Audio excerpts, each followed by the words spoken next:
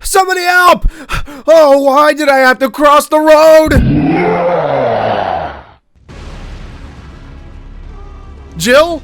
I'm saved! Wait, why are you here? Resident Evil 3 for the PlayStation 1 dropped the bomb on September 22nd, 1999. A game full of controversy and a whole other team ended up being a favorite of the series. How shocking is that? Let me give you the rundown.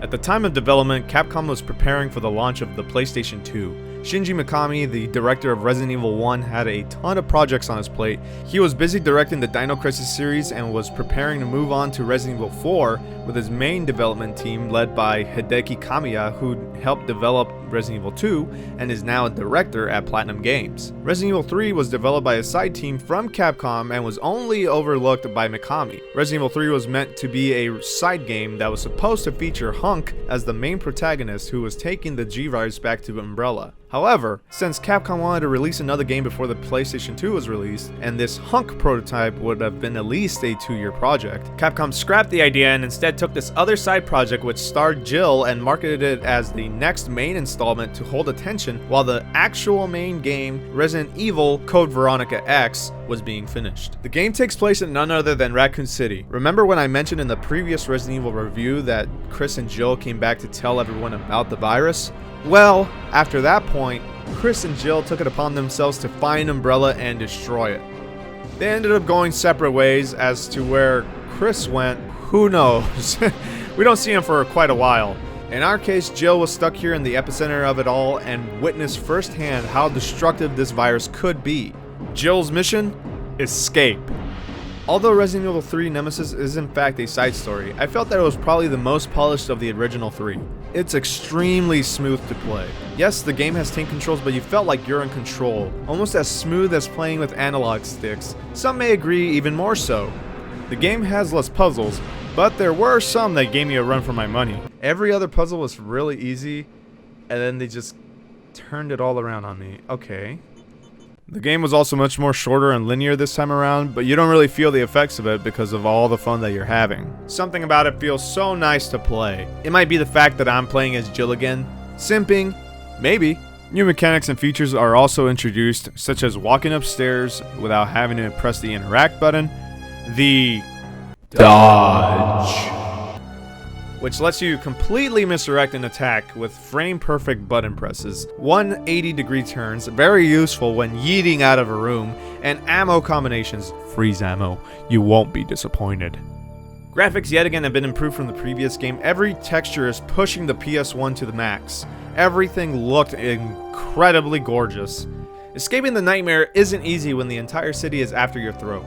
Yeah, you heard me right. The map this time revolves around the entire city, with slight differences to certain areas like the RPD HQ. It's an interesting change to the flow of gameplay, but it comes at a price. As you're traversing the city, bobbing and weaving past zombies, there is one thing out there constantly looking for you. Let's call it your rival. This over-the-top gimp is after your goodies, and you can't let him have it at any cost. Don't look up Rule 34 for this game. He's absolutely relentless. If you thought Mr. X was bad, this is him cranked up to 10. I swear we fought Nemesis like 10 times. He won't take no for an answer. With his famous roar, he's doing whatever he can to kill your whole team, and you just so happen to be the last one in the city. I do recommend you fight him a couple times though, if you want some weapons to help you along the way. However, put up your gloves, kid. It's gonna be a tough battle. Don't be afraid though, you come across some help. Carlos is the name, Cunny is his game. He's quite the lady killer. At least, he thinks so. Wait, I have to ask you something. I know. You wanna ask me out? All the foxy ladies love my accent. It drives them crazy. What? Keep dreaming. He's part of the Umbrella Rescue Team with its own problems that you'll have to discover on your own. Tons of enemies yet again. They were really pushing the capacity with everything they had, it seemed. Again, rooms and corridors full of zombies and new creatures such as the Drain Demos. Holy shit, these are some creepy fucking bugs. Luckily I was able to create ammo for weapons because it's definitely scarce here. The music and the mysterious situation surrounding you and Carlos do give off the vibe that you're here to survive and GTFO as soon as possible. everywhere you went seemed to have some odd feeling behind it. The music really gave the impression of something could be lurking around the corner any moment. Something was out there. Not only a monster, but a case that hasn't been solved. Resident Evil 3 is when the Resident Evil series began its full transition to becoming an action-oriented series. No longer will it be heavily positioned on horror anymore, unfortunately, but this does make sense in the context of the story. Again, Jill isn't some newbie in the ranks anymore. She's been through this shit before. She knows what she's doing. That's why I was okay with the transition to a more action-based game. It felt good to kick down Nemesis every time I could. These same elements are brought up in the series further along, which we'll explore. Though the horror aspect is mainly gone, it doesn't mean the game was bad. In fact, this game was incredibly fun to play. Again, extremely well polished, and Nemesis keeps you on your toes.